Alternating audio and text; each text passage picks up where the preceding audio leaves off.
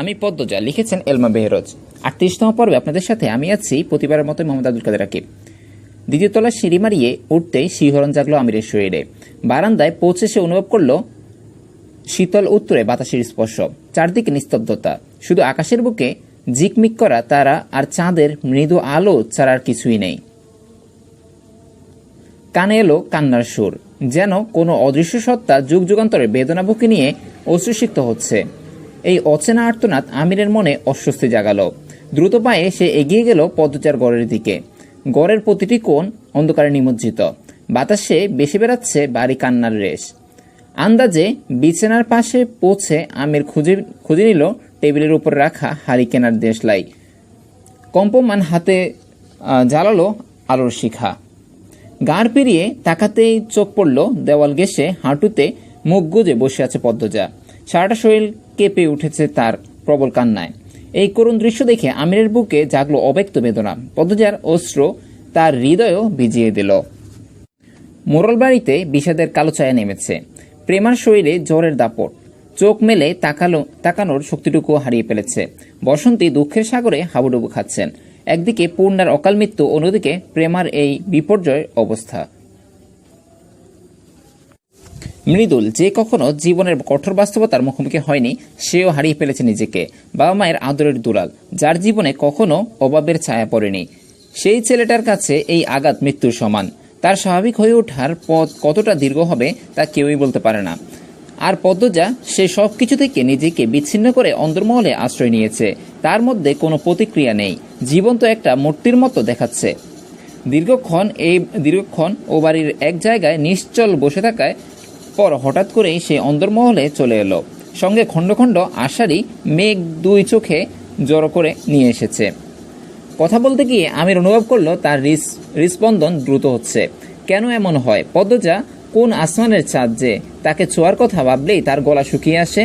কয়েকদিন এই বিচ্ছেদে পদ্মজার চোখের দিকে তাকাতেও সংকোচ বোধ হচ্ছে। অথচ গত 6 বছর ধরে তারা প্রতিটি রাত একে অপরের বুকের সঙ্গে লেপ্টে কাটিয়েছিল। কত জ্যোৎস্নার বড় রাতে রচনা করেছে প্রেমের গল্প। আমির ডোল গেলে সাবধানে ধীরে কণ্ঠে জিজ্ঞাসা করল, চলে এলে কেন? মাথা তুলে তাকালো পদ্মজা। তার চোখের দৃষ্টি আমির বিহ্বল হয়ে গেল। প্রবলভাবে স্পন্দিত হতে লাগলো বুক। পদ্মজার নাকের পুলটা জলজল করছে।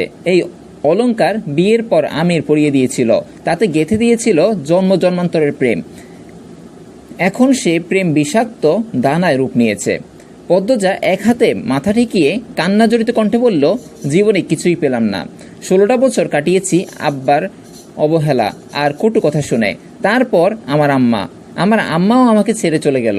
সেও একজন বিশ্বাসঘাতক। শেষের বাক্য ফুটে উঠল ক্ষোভ এবং অভিমান।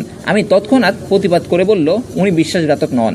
ক্ষুধার্ত ভাগিনীর মতো 2 হাতে মেঝে আঁকড়ে ধরল পদ্মজা। আমিরের দিকে তাকালো রক্তবর্ণ চোখে। বুক থেকে আঁচল সরে সে মেঝেতে লুটিয়ে পড়েছে। সেদিকে ভ্রুক্ষেপ নেই। রাগে দাঁতে দাঁত চেপে আমিরকে বলল, করেছে সব কিছুর জন্য আমার আম্মাই দায়ী। সব ভুল আম্মার। সে আমাকে জন্ম দিয়েছে, আমাকে আগুনে ঢেলে দিয়ে নিয়ে চলে গেছে। ছোটবেলা থেকে বলে এসেছে সারা জীবন আমার সঙ্গে থাকবে, আমাকে আগলে রাখবে, যাই হোক সব আমাকে বলবে। কিন্তু আম্মা একটা কথাও রাখিনি। প্রতারক, বিশ্বাসঘাতক। সব দোষ আমার মায়ের, সব দোষ।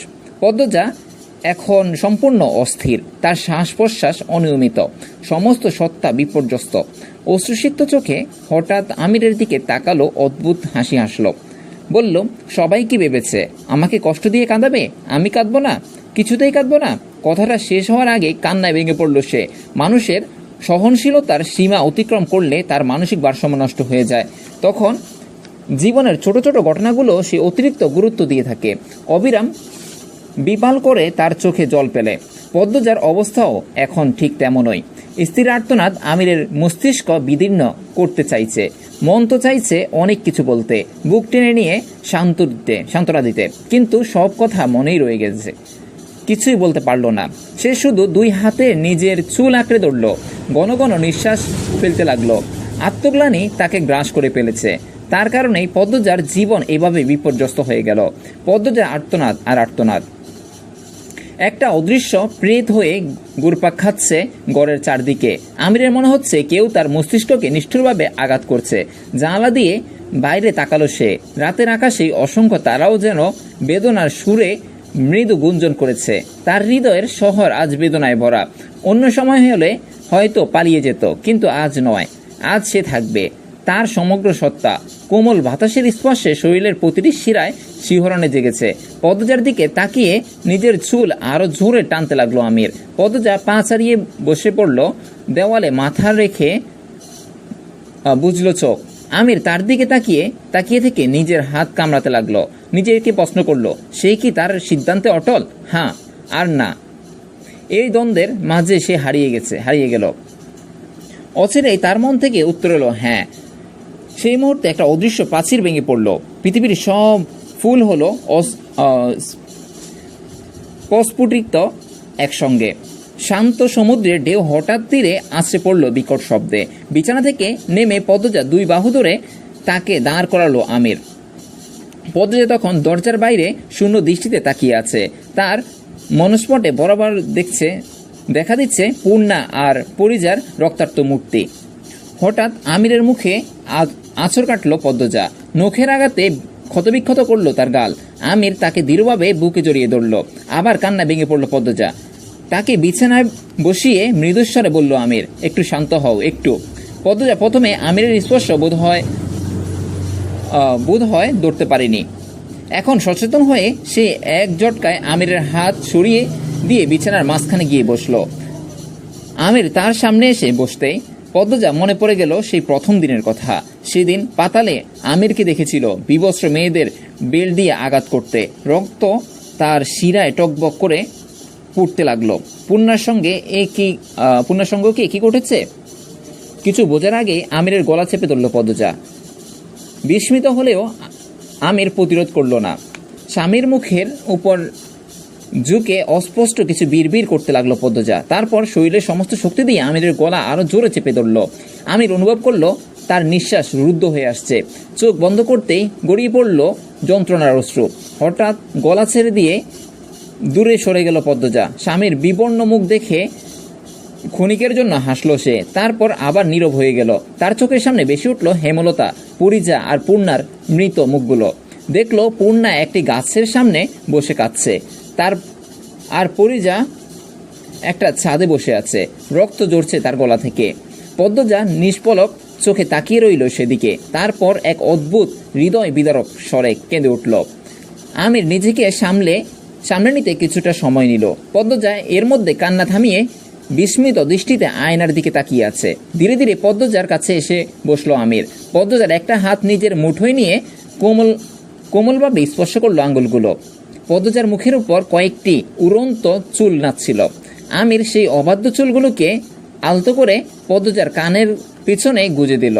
মেয়েটার চোখ, নাক, গলা, ঠোঁট সবকিছু পর্যবেক্ষণ করতে করতে আমিরের মন চলে গেল অতীতে। একটা স্মৃতি বেশি উঠল মনে। সেদিন পদ্মজা বিরক্ত হয়ে রগৎস্বরে বলছিল, আরেকটা চুমু দিলে আমি বাড়ি চলে যাব। কিন্তু সেই কথা শুনে থমকে গিয়েছিল আমির। তখন ঢাকায় তাদের নবদম্পতির জীবন। পদ্মজা বিশ্ববিদ্যালয়ে পড়ছিল। পরের দিন তার পরীক্ষা, তাই সে মনোযোগ দিয়ে পড়াশোনা করছিল। কিন্তু আমির সেদিন বাড়িতে থেকে সারাক্ষণ নানানভাবে বিরক্ত করছিল। তখনও তার নাকে চুমুচ্ছিল, কখনো গালে। বারবার পড়ার সূত্র হারিয়ে ফেলেছিল পদ্মজা। শেষমেশ সেই ভীষণ রেগে গিয়ে এই কথাটি বলে ফেলল। আমির সেই স্বভাবতই রাগী প্রকৃতির তৎক্ষণাৎ ক্রুদ্ধ হয়ে ঘর থেকে বেরিয়ে গেল। সন্ধ্যায় আমির যখন বাড়ি ফিরল তখন তার মুখে নীরবতার ছায়া। পদ্মজা স্বামীর এই অস্বাভাবিক চুপচাপ দেখে হতবাক হয়ে গেল। কথা বলার চেষ্টা করলেও আমির মুখ থেকে শুধু দু একটা স্ফুট শব্দ বের হয়ে গেল। পদ্মজা লজ্জায় সরাসরি কিছু বলতে না পারলেও নানানভাবে আমিরের দৃষ্টি আকর্ষণ করতে চেষ্টা করছিল। আমির অন্তর নরম হয়ে গেলেও বাইরে গম্ভীর ভাবটা ধরে রেখেছিল। খাওয়া দাওয়া শেষে সে নীরবে শোবার ঘরে চলে গেল। অন্য দিনগুলোয় আমির তাকে আদর করে কাছে টেনে নিত। দুজন একসঙ্গে ঘুমাতো। আজ এই ব্যতিক্রম আচরণের কুকড়ে গেল পদ্মজার অন্তর। সামান্য একটা কথার জন্য কি এমন আচরণ করা উচিত? অভিমান ভরা মন নিয়ে সে বসে রইল বৈঠকখানায়। ওদিকে আমিরের মনেও দোলাচল শুরু হয়েছে, রাত গভীর হচ্ছে, অথচ পদ্মজা এখনো ঘরে আসেনি। সে ভাবছিল পদ্মজা নিশ্চয়ই এসে মিষ্টি কথায় তার রাগ ভাঙাবে, তখন সে কিছু একটা চাইবে, কিন্তু তার প্রিয়তমা তো ঘরেই আসছে না। অবশেষে আমির বিছানা ছেড়ে বাইরে এলো। সিঁড়ি থেকে নামতে নামতে দেখলো পদ্মজা সোফায় বসে আছে, মুখে অভিমানের চাপ। আমির বুঝলো রাগ ভাঙানোর বদলে পদ্মজা রাগ করে বসে আছে। আমির গলা পরিষ্কার করে বলল, রাত কত হলো, কেউ কি ঘুমাবে না?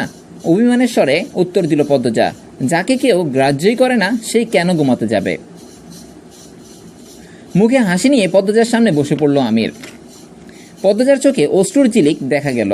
আমির তার হাতে চুমু খেয়ে বলল, কি শিশু মনের বউ পেয়েছি রে, একটুকুই কেঁদে ফেলে। পদ্মজা তৎক্ষণাৎ জবাব দিল, তাহলে ছেড়ে দিন না। বিস্ময়ে বড় হয়ে গেল আমিরের চোখ। পদ্মজা কখন এত কথা শিখল?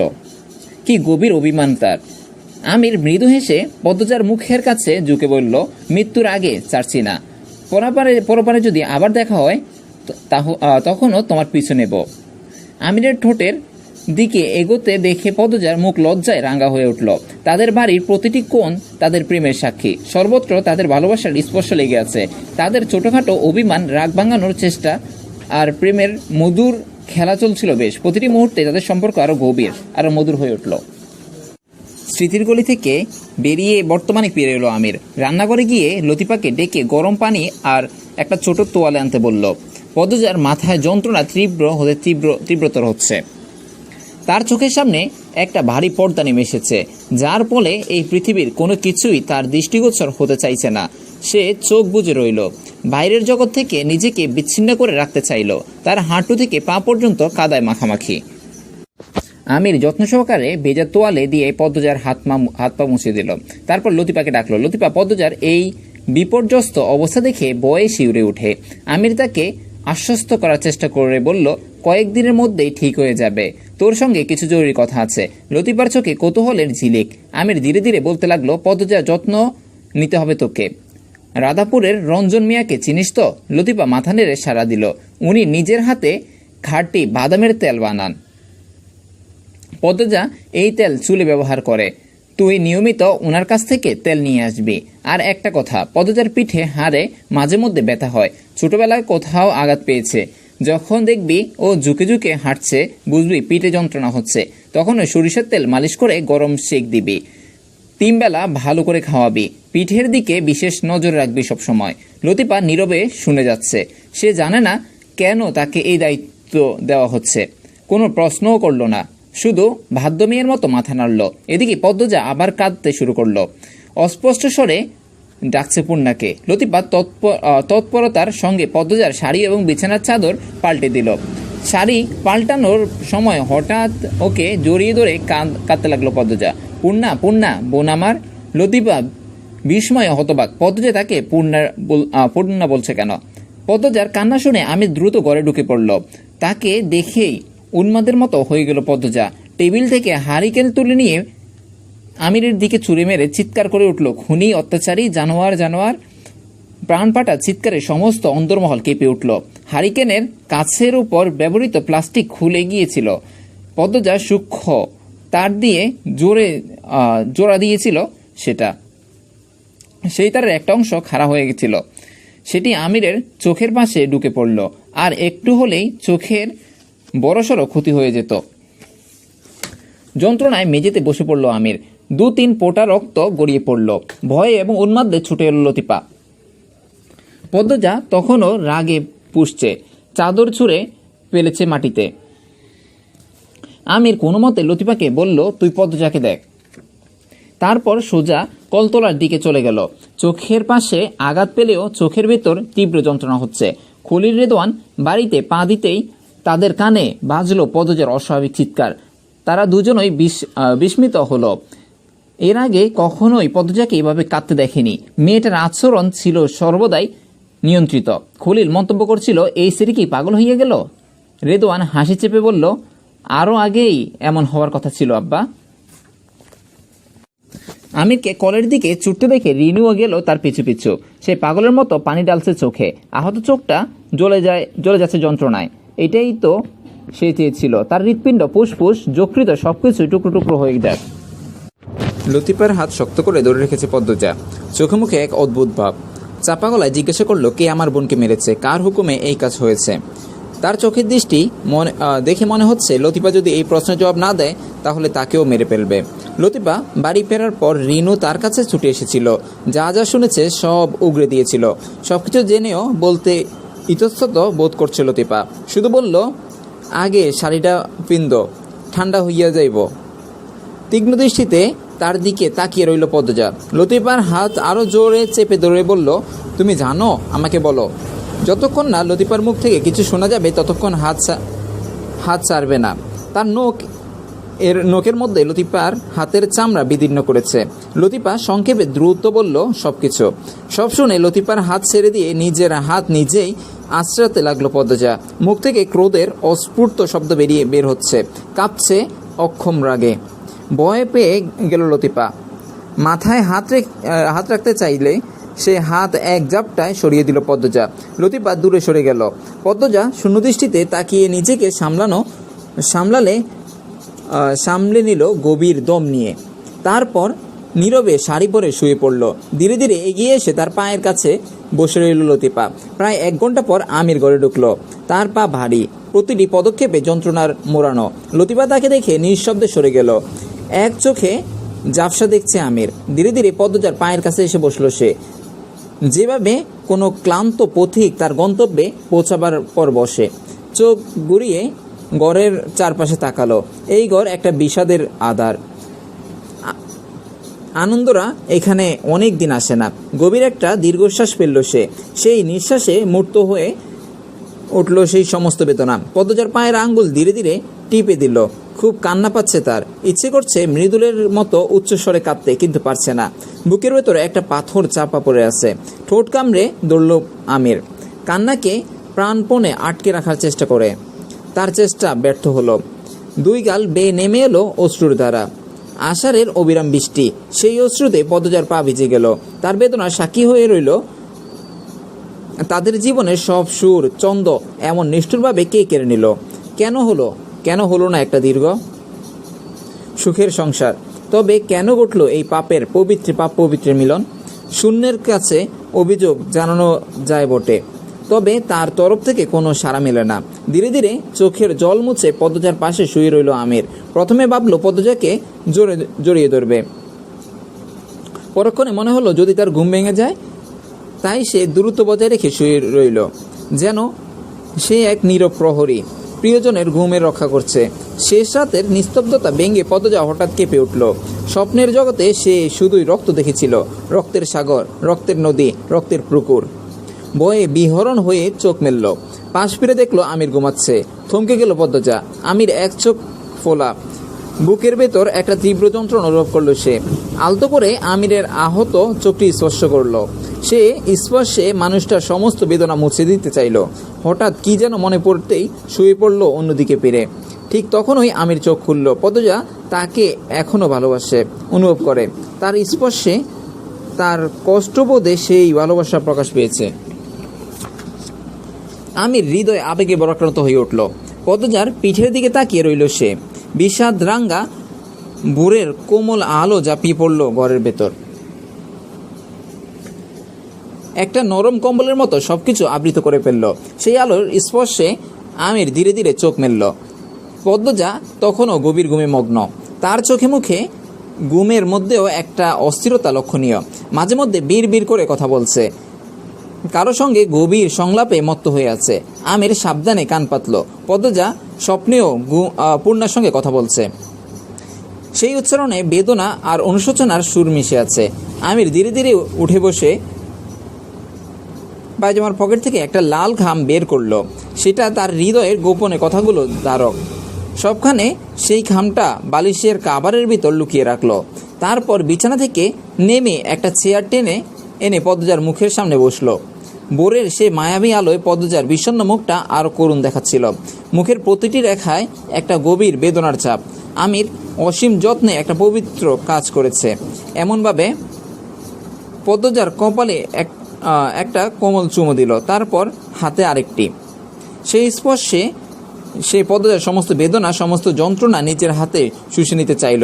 মৃদু হেসে বলল, তুমি চাও বা না চাও, পরপারে দেখা হলে আবার তোমার পিছু নিব। এই ছিল আমাদের আজকের পর্ব। পরবর্তী পর্বগুলো পেতে অবশ্যই চোখ রাখুন আমাদের স্বপ্ন ডায়েরি ইউটিউব চ্যানেলটিতে। সে পর্যন্ত ভালো থাকবেন, সুস্থ থাকবেন। আসসালামু আলাইকুম ওয়া রাহমাতুল্লাহি।